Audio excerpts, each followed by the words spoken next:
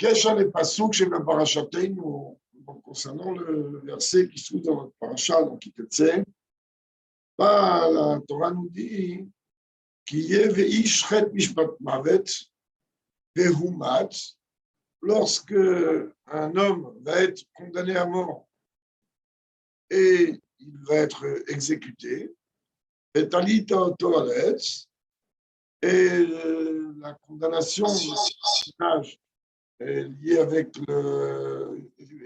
les condamnés par pendaison. Ensuite, la Torah dit qu'il ne faut pas laisser son corps suspendu, car il représente un visage divin. Et là, Rabbi s'arrête sur ça. Il y a toi, c'est connu, je vais espérer chez l'esprit d'Arizal et Taramak, ou Piresh passe au Fékar. Lorsque l'Arizal a fait le espède de son maître, Rabbi Moshe Cordovero, alors il a expliqué ce verset de cette manière. Qu'est-ce que ça veut dire que s'il va y avoir chez quelqu'un une faute pour laquelle il va être condamné à mort, c'est très bien que Chet, Pirouche, Sheyersar, c'est très bien que le mot Chet dérive du langage Rissaron, c'est qu'il y a un manque. Tam, Mishpat Mavet, Kilo Parra, Velamehmout. C'est-à-dire qu'il n'a pas réellement de raison, a priori, on devrait le condamner. Il n'a rien fait de mal, on pourrait mourir. On va expliquer. Alors tu vas, non pas, lui ne traduit pas ça par le pan, pas de pendaison. Il dit, tu vas en vérité faire dépendre sa mort de la faute originelle. En deux mots, le Harizal, il vient nous dire, enfin, il vient dire, quand il a fait le espèce de son maître, qu'a priori, son maître, il n'avait strictement aucune raison de mourir. Il n'avait aucune raison. C'est un homme parfait. Et à partir de là, on sait très bien que la mort a été occasionnée par la faute originelle. Et comme la Gemara dit là-bas dans Brachot, ce n'est pas le serpent qui tue, c'est la faute qui tue. Alors, si on a affaire à quelqu'un, si, étant donné que là, oui, on a affaire à quelqu'un qui n'a pas commis de faute, alors pour quelle raison il est mort? Alors, il dit, le passouk, en vérité, on le traduit d'une façon telle, alors Isa le traduit d'une façon telle, en disant que la seule et unique raison pour laquelle il est niftar, c'est uniquement parce que la mort est arrivée dans le monde et que Dieu a fixé un terme à toute créature dans ce monde. À partir de là, c'est pour ça qu'il n'y avait aucune autre raison qui a entraîné la istalkout de Rabbi Moshe Cordovero. Comme ça, il a expliqué. Si on regarde les choses de sens élémentaire, on comprend. Chez Torren Drachazo, Ikema Machazal. Donc, comme j'ai été tout à l'heure entre Mitra et Mariv pour rechercher les termes précis, car je ne me souvenais pas, je ne suis pas baki dans le chasse, mais je ne me souvenais pas exactement de qui on parlait ici. Donc, j'ai été recherché, j'ai pris mon petit papier, j'ai noté. La Gemara, elle dit dans Shabbat, il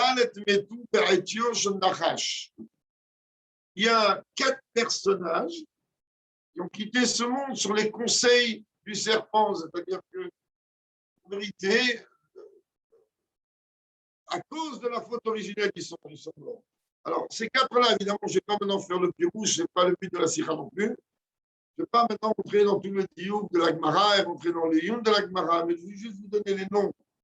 Alors, il dit Binyamin ben Yaakov, Binyamin, le fils de Yaakov, Amram, le père de Moshe, Ishaï, le père de David, et Gilhav, le fils de David, qui vient d'Abigaël, qui est s'appelé lui aussi Daniel. Pour ça, la Gemara dit, et chacun, il peut se casser la tête maintenant.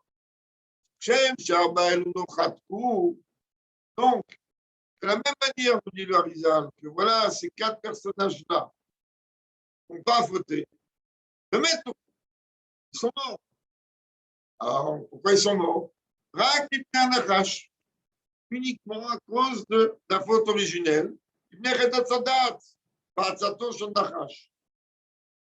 À cause du conseil du serpent à Chava, à Adam, s'entraîner la Zohama, s'entraîner la pureté et la mort dans le monde. Dieu il a décrété que l'humain, il a une limite. Tous les descendants d'Adam Rishon, eh ben, ils ont une limite dans ce monde. Car c'est la Ramak. Alors, la Rizal, il dit, ben, c'était pareil pour Rabbi Moshe Cordovero. Lui, il n'a fait strictement aucune faute. La seule raison pour laquelle il a quitté ce monde, c'est uniquement parce que ça fait partie d'un schéma précis que Dieu a déterminé à cause de la faute originelle. Elle a été freinée, elle n'a pas été enlevée. C'est-à-dire que il passe Kazo Amatam, elle a été freinée. Mais enlevée, non. Enlever la Zohama, ça sera vers trois Ratuma et Vir Minaret. Ça, c'est exactement comme si tu as un ennemi en face de toi, mais il est neutralisé pour l'instant. Il est là.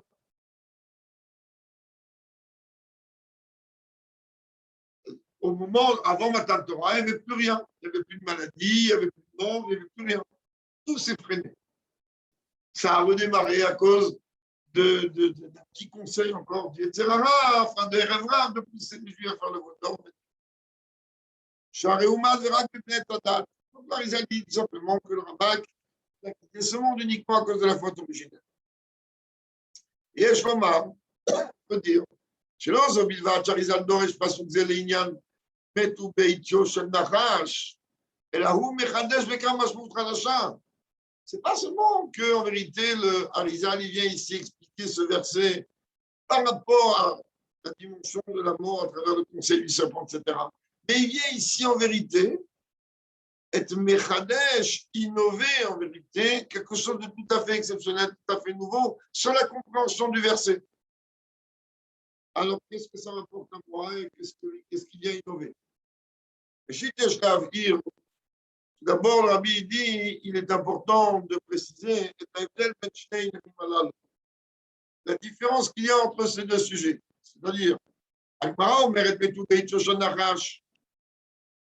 l'Agmara elle dit qu'ils sont morts sur les conseils du serpent,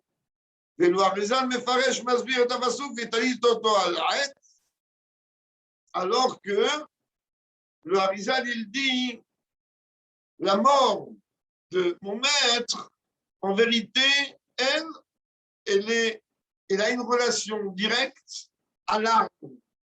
C'est-à-dire, il aurait pu reprendre les termes de la Gemara, les conseils du serpent. Seulement, lui, qu'est-ce qu'il dit? Tu vas faire dépendre la mort de mon maître par rapport en fonction de l'arbre. Rabbi dit la différence, elle n'est pas seulement une différence dans le langage, qu'il a juste changé, en fait, expliqué le langage de la Gemara, mais en vérité, la différence, elle est aussi dans le contenu. Le bitouille est pardon. Le fait qu'on est en train d'utiliser l'expression sur les conseils du serpent, que lui, il est venu, c'est le sens que la Gemara veut dire, comme on l'a expliqué il y a quelques instants, conseiller à Chava de consommer le fruit défendu. On parle ici quelque chose de négatif, c'est-à-dire il vient conseiller à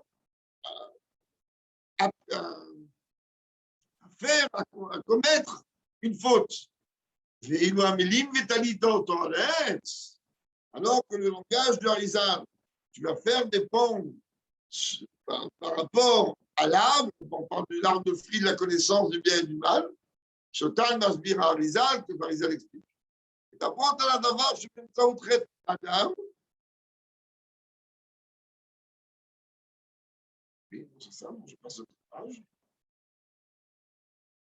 Shotan Masbir Harizal, que l'Harizal vient expliquer. D'abord, à davar, je fais ça où Adam. Donc, il est en train en vérité de parler de la chose qui a été l'intermédiaire qui a causé la faute à l'homme. Mais l'arbre en lui-même ne représente pas quelque chose de négatif.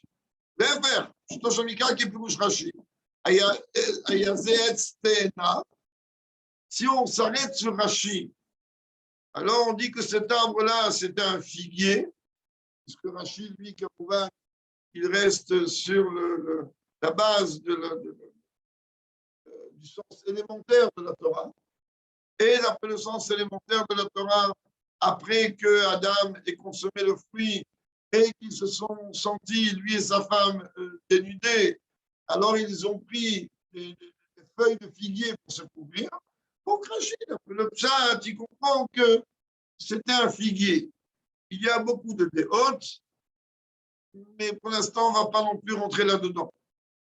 Il dit donc cet arbre-là n'est pas réellement, il ne correspond pas à quelque chose de négatif, loin de là, puisque d'après Rashi, on parle d'un figuier, on est en train de parler, mais un minif chez Nishtadra Ba'emeret Israël, d'un arbre fruitier dont la terre d'Israël a été glorifiée. Shmohu Etz Adat. Et son nom à lui de cet arbre, c'est quoi? C'est l'arbre de la connaissance. Shumechadesh et Inyan Adat. Et c'est quoi un arbre? Un arbre produit, qui produit des fruits. Donc en vérité, le Etz Adat, c'est la production de la connaissance, c'est-à-dire le fait de permettre à la connaissance de se multiplier. La filoachet, chez la voie l'oulovil, achila metz adat, ayal, en plus de cela, chacun sait très bien que, d'après une opinion de Chachamim, cet arbre-là, les fruits de cet arbre pouvaient être problématiques ou étaient problématiques uniquement pendant 3 heures jusqu'à Shabbat. Après, il n'y avait plus de soucis. Donc, en vérité, le Harizal, lui, il rapporte l'aspect totalement positif de l'arbre, alors que la Gemara, elle, me parle complètement de la conséquence, quelque chose de complètement négatif. D'ailleurs, on va voir ici les mots du Rabbi. Le marbre, pour dire, Harizal, Medaber al Siba, la Siba. Le Harizal, lui, lorsqu'il parle de l'arbre, il est en train de parler de la cause qui a causé. C'est-à-dire, il est en train de parler d'une cause préliminaire et pas de la faute elle-même du fruit de l'arbre. Qui, à travers la consommation, donc ça a entraîné, comme on va le décret, que la mort arrive dans le monde.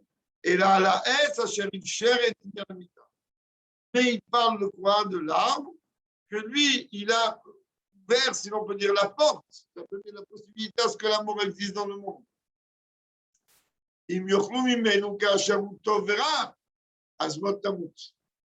C'est-à-dire que l'arbre, en vérité, il n'a rien de négatif. Il y a à travers cet arbre une période de 3 heures de temps où il peut entraîner, où il peut engendrer quelque chose de négatif qui est, comme vous voyez, la mort, mais l'arbre, dans sa constitution, de par lui-même, c'est quelque chose d'uniquement de positif. Le mini-marérot, en d'autres termes, la pile sur la midrash, et lorsque on se base donc sur le langage du midrash, au moment de la création du monde, le midrash, Dieu a pensé qu'il y ait cette dimension de mort dans le monde.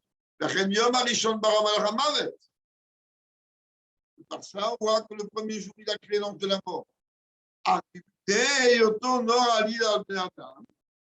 Mais on sait très bien, comme il dit David Ameller dans le Télim, il y a des situations, et c'est le cas d'ailleurs de la faute de Adam Arishon, dans laquelle, comme on dit, c'est-à-dire que Dieu met l'homme face à une épreuve devant laquelle il a quasiment aucune chance de ne pas tomber dedans. C'est une grande, grande dimension. Je suis désolé de ne pas développer toutes ces choses-là qu'on devrait vite développer. Ça prendrait énormément de temps. il y a eu des cas extrêmes, comme le sipour avec les filles de Lot. Il y a des situations particulières chez des personnages particuliers dans lesquelles Dieu met l'homme face à une situation devant laquelle, pour qu'il puisse sortir de là, il faut qu'il soit un champion parmi les champions.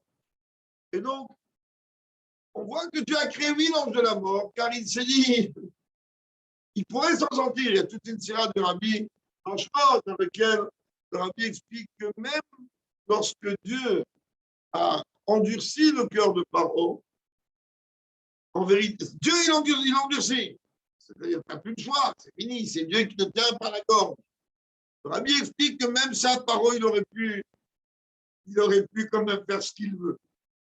Donc, on voit ici que donc, à partir du moment où Dieu a fixé qu'il peut y avoir certaines situations où lui va mettre l'homme devant une épreuve face à laquelle il ne pourra pratiquement pas tenir, pour, Racine l'explique, pas Dieu propulse un homme à tomber tellement bas, tout simplement pour pouvoir se relever infiniment plus haut. Car on ne cherche pas ce genre de situation et l'on prie Dieu tous les jours, ne m'éprouve pas. Et donc, que la Xéra, du décret donc de la mort, vient d'apprendre de Adam Arishon.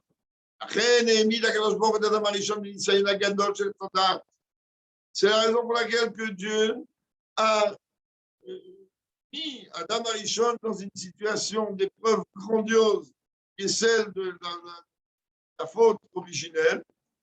Mais le temps égalé ne connaît pas démarrer le problème de il y a des causes qui xéra de foi. Il y a une xéra. Mais maintenant, encore une fois, Chouv, oui, il a un libre arbitre. C'est évoqué. Ce n'est pas que Dieu a dit c'est Karb et c'est-à-dire, il le met dans une situation dans laquelle il y a très peu de chances pour qu'il puisse ne pas céder, mais il peut. Il y a des mains-marines et des mains-marines sur ça. Il peut.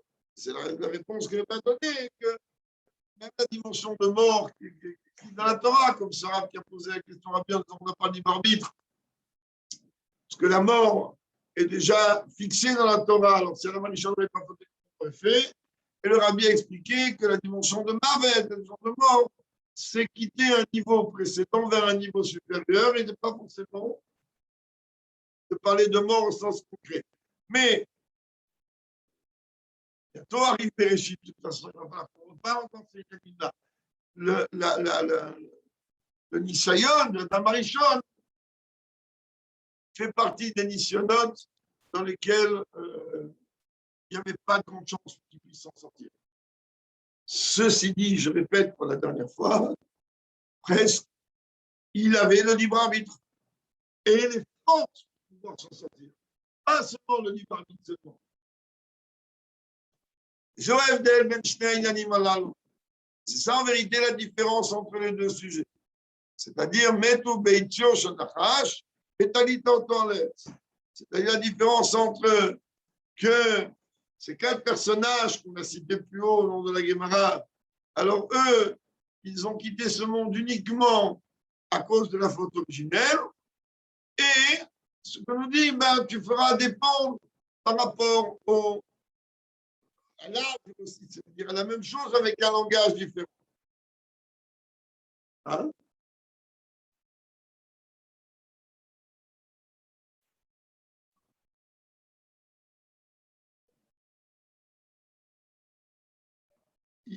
Non, c'est pas qu'il savait ce que c'était la faute. Il savait ce que ça voulait dire ou ce que ne veut pas dire transgresser une volonté de Dieu. Est-ce que pour eux c'était une faute ou pas? Hein? Il n'y a pas encore à ce stade-là, le bien et le mal sont totalement distincts. Ok, alors il regarde, ça c'est noir et ça c'est blanc. Ok. Mais désobéir, ok, c'est quoi la conséquence? Il dit, moi j'ai essayé d'obéir, mais je n'ai pas réussi. Ok, alors on fait quoi maintenant? On fait quoi? Ben, Dieu leur a donné les tarifs.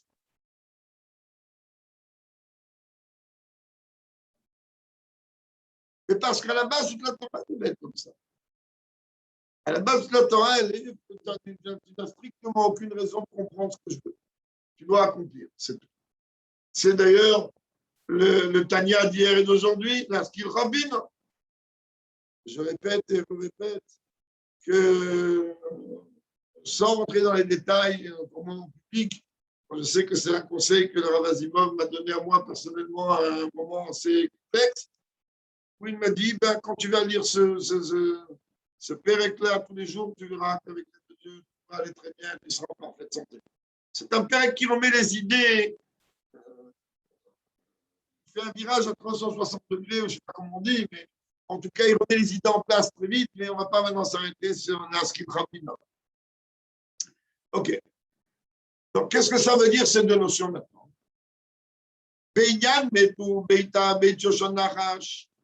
Concernant le fait qu'on vient dire qu'ils sont morts sur les conseils du serpent,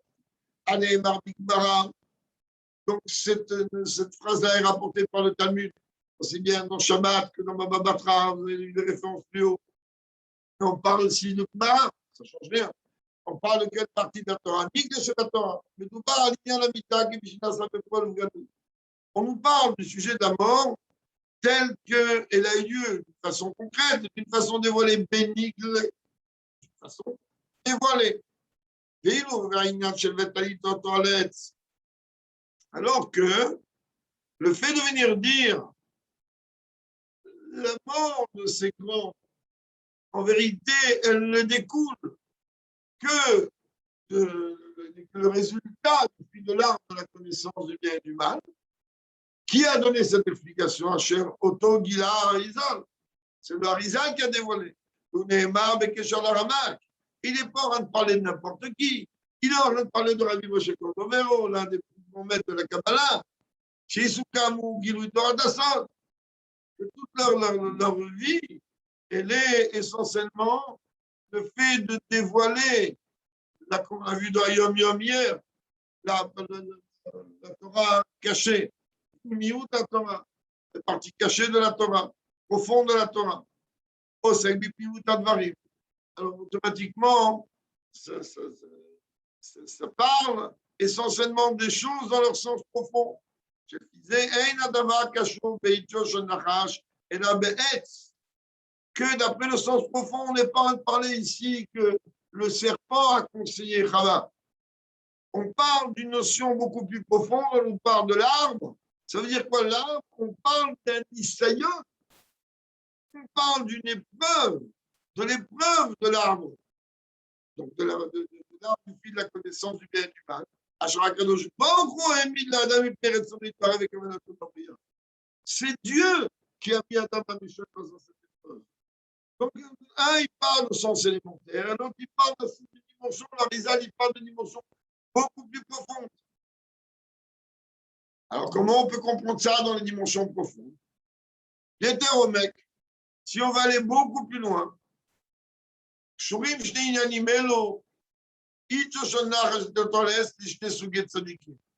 en vérité, ces deux notions, les conseils du serpent ou la consommation donc, du fruit de l'arbre de la connaissance du bien et du mal, on peut en vérité les comparer au sens profond à deux catégories de tzadikim.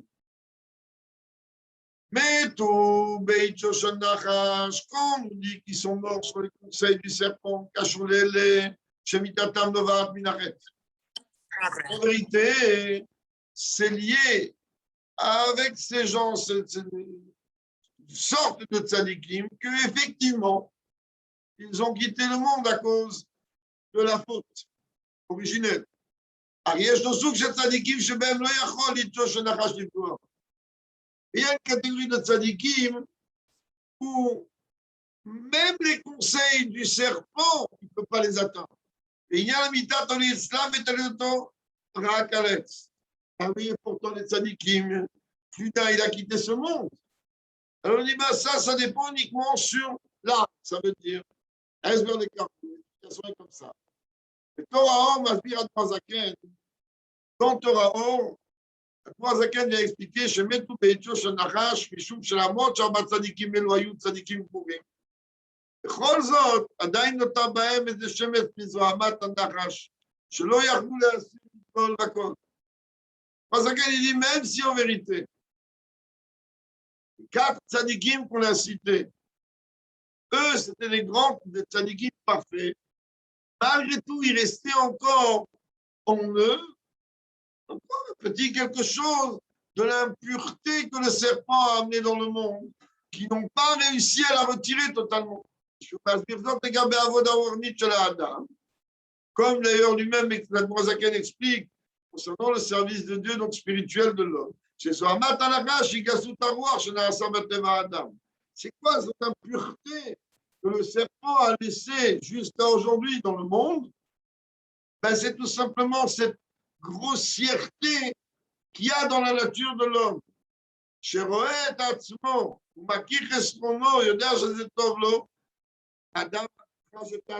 On revient sur cette manière d'aujourd'hui. C'est tout simplement que l'homme est conscient en vérité de ses défaillances, mais lui, de ses manques, et lui, il pense que c'est bien pour lui. Il a besoin de ça. Alors que Tania, il vient nous dire aujourd'hui, mais regarde pourquoi tu as été créé. Tu as été créé pourquoi? Pour tes besoins matériels? Certainement pas. Tu as été créé pour passer tant de 120 ans dans ce monde avec un parcours que Dieu t'a défini. Et c'est tout. Et à travers ce parcours, il y aura des pièges qu'il faudra surmonter, et tu dois les surmonter, c'est tout. Là, pour nous dire, en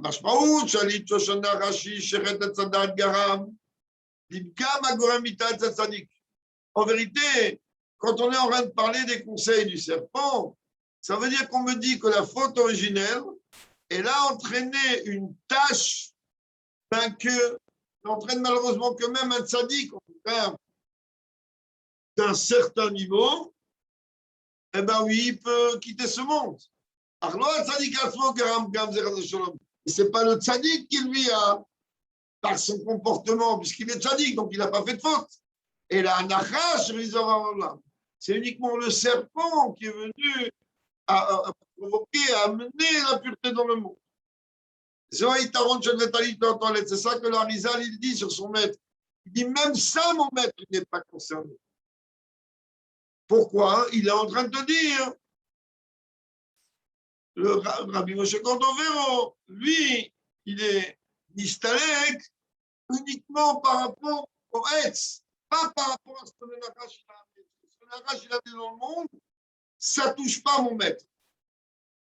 Afghan Shalachet, il n'y a pas du Boharak, Beritsemioto Shaniouti. Vous comprenez bien. La tâche d'une faute, elle ne peut toucher un juif que dans son extériorité. Mais la neshama, au fond d'un juif, elle est totalement et constamment entière. C'est marqué là-bas, que même au moment où un juif y faute, la neshama, elle reste fidèle à Dieu. Et ça, le rabbi, on ne parle même pas des niveaux les plus au-delà, il n'a strictement rien à voir avec la faute. On parle des niveaux de l'âme, comme le Tania explique dans le chapitre 24, qui sont liés avec le corps. Kagamouvan, et Gabezan Matanachash. Par rapport à ça, si on comprend par rapport à la pureté que le serpent a amené dans le monde. C'est-à-dire, etc., donc à travers la faute originelle. Shazoama, Jonanachash, Pagarak, Beritsaniut, Shalayuti. Alors, le que l'impureté que le serpent a fait établir dans le monde. Elle n'a touché que la facette extérieure du juif, et pas de préserve la dimension profonde. C'est la raison pour laquelle, que lorsque les hauts niveaux de l'âme, au fond, se dévoilent chez un juif, jusqu'à même qu'elle pénètre même ça, la dimension, c'est-à-dire elle se passe même de l'extérieur. Il n'y a pas celui qui relève cette dimension du serpent. Chaque Arizal il dit, qui nous parlera. Ça veut dire qu'il n'y a pas de condamnation à mort à cet homme. Pas tout qui meurt. Il n'a pas voté. כלומר, שהוא מתכוון לכלול בכך גם את המשפטה ואת שליט שזו מתנה רש. vient d'expliquer qu'à priori, qu'un homme qui ne vote pas, il a aucune raison de mourir. Aucune. Mais quand même, et quand même, on voit qu'il y a des gens qui meurent. את עליתו על שאצלו, קיים עניין מתרק משום שהקדוש ברוך הוא נעלילה בני אדם, כמה על ידי עץ הדעת התינון הנמצא בעולם. Ce n'est uniquement, donc il te dit, va te baser sur l'âme du mal, car c'est ce qui a poussé, si l'on peut dire, Dieu a décrété la mort dans le monde. En fait, il avait déjà décrété, si Adam Arishon, il consommerait du fruit défendu, et il a en même temps mis Adam Arishon face à une épreuve pour laquelle il n'avait pas réellement beaucoup trop de choix capable de la surmonter.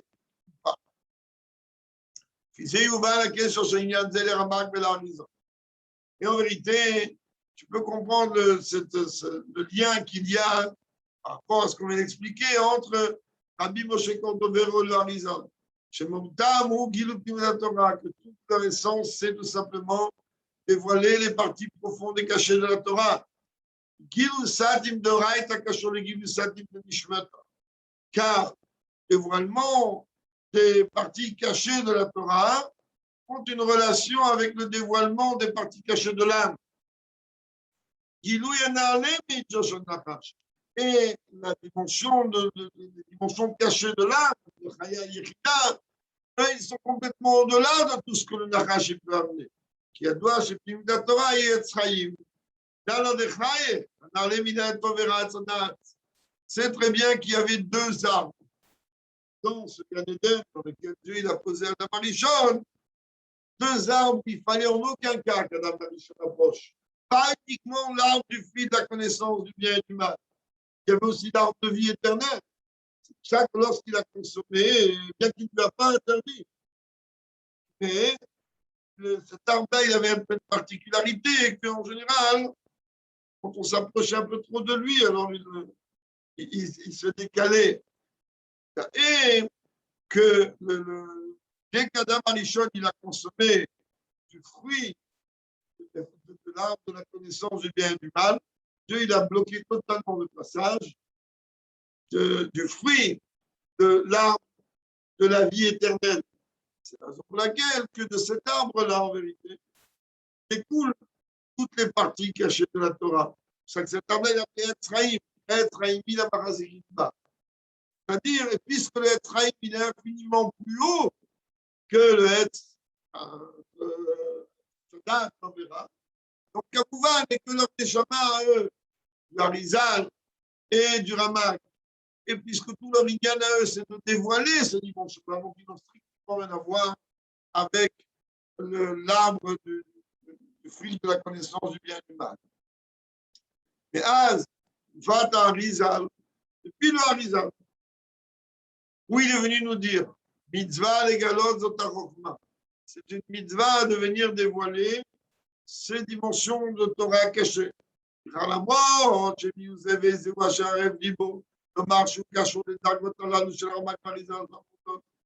Il dit, même si en vérité, qui va oser prétendre que lui, il a une relation quelconque avec le haut niveau du Ramak ou du Harizal, c'est-à-dire personne. Alors à quoi ça sert cette division-là? Malgré tout, on est venu nous parler de cela. On est venu nous commenter cela. Ça veut dire qu'il y a, ne serait-ce qu'une infime partie de ce niveau-là, du Harizal et du Ramak, qui peut convenir et en vérité peut avoir une relation avec n'importe quel juif qui qu'il soit. D'ailleurs, la Bible donne une autre preuve très simple. Comme on dit par rapport à Moshe.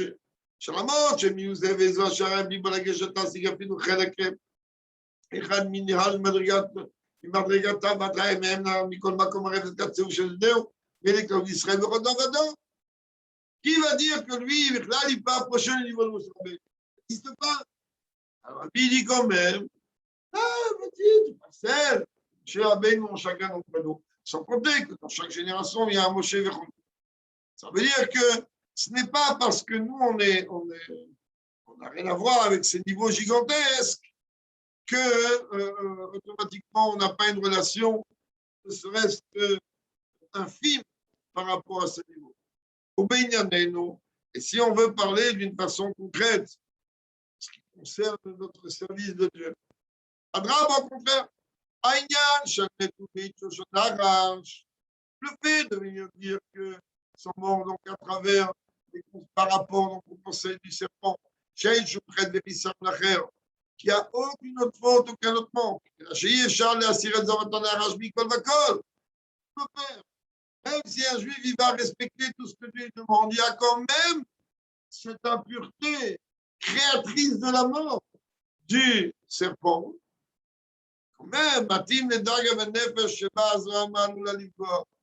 Tout ce le plus bas dans lequel lui, de là dans lequel lui, l'impureté peut éventuellement toucher, en tout cas en extérieur. Le mal est Hitsoniuta Adam et le contact Shalom. C'est-à-dire que lorsque tu regardes les facettes extérieures de l'homme, les forces donc dévoilées de lui, que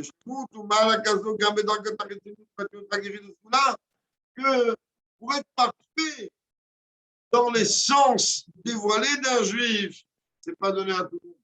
C'est sûr que ça a besoin d'être un homme d'un très très très haut niveau. Mais malgré tout, on a quand même une capacité de pouvoir se lever. Ça, c'est par rapport בית שושן הרש. ואלו העניין של חטא משפט מוות שהסרתם, משפט מוות שתעשיתם תשפטה. Alors que lorsqu'on parle maintenant qu'il n'y a aucune raison que la mort puisse exister, on est en train de parler de quoi? De la dimension de cachet de l'âme, donc le niveau de cachet de l'âme. ששם את שושן הרש, אין יכול לפגוע. Là-bas, le serpent, il n'a pas accès. Là-bas, le serpent, il n'a pas de mot à dire. Il n'entache pas. Ou Vadaï l'obet, je lui dis encore moins quand on parle de l'essence même de l'âme du juif. Ça, le Rabbi dit il n'y a pas de différence. Tous les juifs, ils ont, de par le niveau supérieur de leur âme, cette protection que les dimensions de l'impureté du serpent ne peuvent pas atteindre. Car d'une façon profonde, chaque juif, qui qu'il soit, et peu importe sa situation spirituelle, le juif, dans son sens profond, il est infiniment plus élevé que toute impureté et toute faute.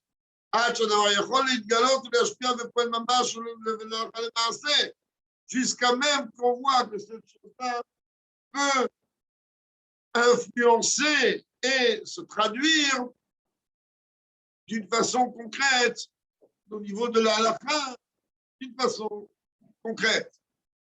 Chez Rohim, par exemple, chez Yehudi, Amatir Begaloui, Mokhoto Kefshou, lo יקיים את הפסיקה של בית דין הקובעת שעליו להביא קורבן. Dans le cas d'un juif, lui dit ouvertement, il proclame ouvertement avec toute la force que lui il ne va pas écouter le beit din qui va venir le fixer et qui doit amener un corban. Arébet adin kofé alav, adasher ou omer otzeani. Le beit din va le contraindre, le forcer jusqu'à qu'il va proclamer je veux. Mais à ce qu'on va à Torah Temet, là, on est en train de parler essentiellement d'un cas de guet que je préserve, comme chacun l'a vu dans Rambam, et aussi les références en bas, que si un homme vient et il dit moi je n'accepte pas, si un beit din vient dire à proclamer que cet homme-là, il doit, je préserve, donner un guet. D'ailleurs, la dimension du guet, on la trouve d'après ma parachat Kitetse, il y a plusieurs sirotes du Rabbi sur le cas de Gibushin, ma parachat Kitetse, et la manière tout à fait particulière avec laquelle le Rabbi l'explique à Chassidut. Donc, Oui, même si en vérité le guet n'est valable qu'à partir du moment où le mari le donne pleine conscience, alors même s'il ne veut pas, il refuse d'amener, de donner le guet, et ben le Bedin peut le forcer, et la Torah dit, ben, c'est valide. L'une des réponses qu'apporte le Talmud, entre autres, et le Rambam aussi, là-bas dans les Côtes de Girushin, de dire en vérité, le fait qu'il ne veut pas, c'est le serpent. Le fait qu'il ne veut pas, c'est ça le Veshamamit. Ah, tu sais que c'est un Veshamamit. Parce que le Bedin, lui, il représente l'autorité, il représente Dieu, il représente la Torah. Et à partir du moment où le Bedin, il a fixé que cet homme-là, il doit Dieu préserve donner le guet, alors lui, il n'a pas le droit de discuter sur ça. Pourquoi il discute? Parce qu'il a en lui une âme animale qui écoute l'aspect du serpent qui est en lui. Et qu'à partir, à partir du moment où maintenant le Bedin a dit qu'il doit donner, ben, ils vont le forcer. Et quand il va dire oui, je veux donner, c'est qui va parler? C'est son âme, donc c'est valide.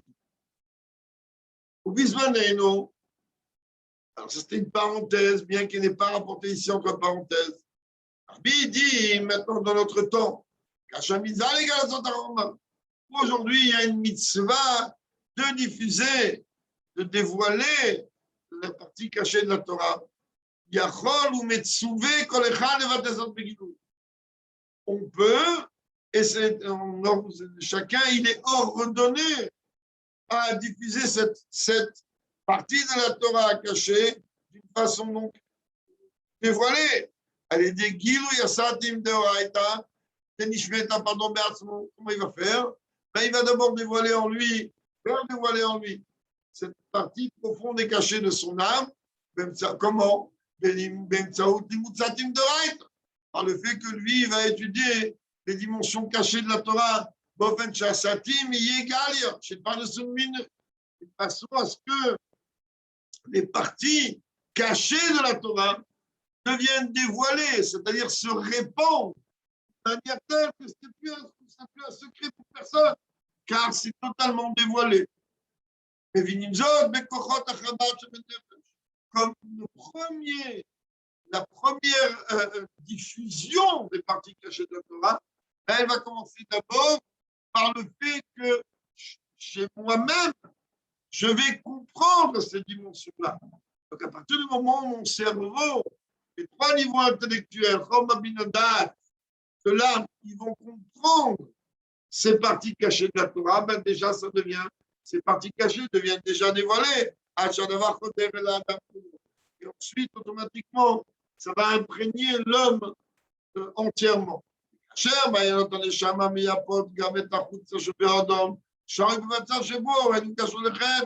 Et lorsque les sources de l'âme, elles vont venir donc se répandre totalement jusqu'à déborder vers l'extérieur de l'homme, alors automatiquement cet homme il est dans une situation dans laquelle il n'a strictement rien à voir avec la faute. Alors, il dit tout ça c'est très joli et c'est très bien. De façon concrète, quel enseignement nous on tire concrètement de tout ce qu'on vient d'étudier? Il y a un besoin de diffuser les sources de la chassidoute à l'extérieur. Il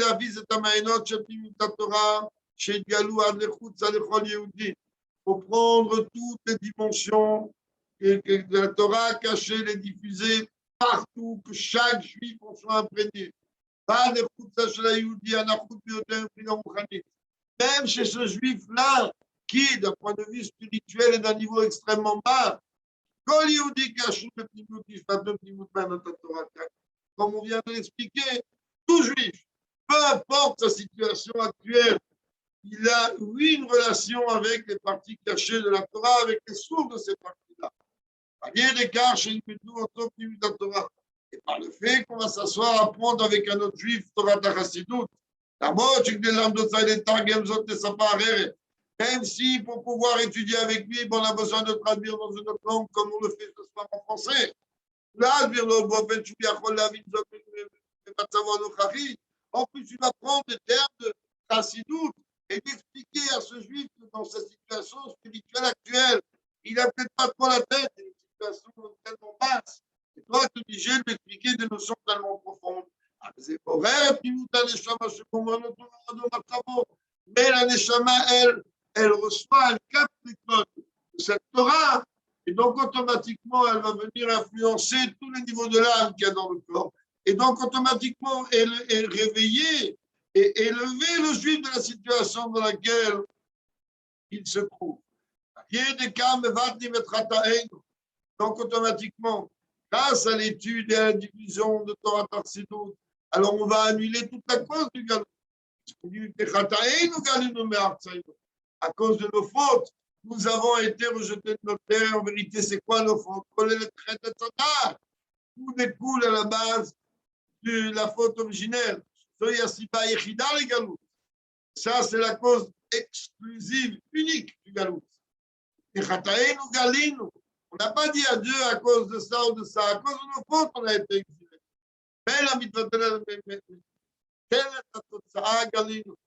Puisque nous, on va réparer Chataenu, automatiquement, la conséquence de Galinu, c'est-à-dire d'être en exil, va être annulée.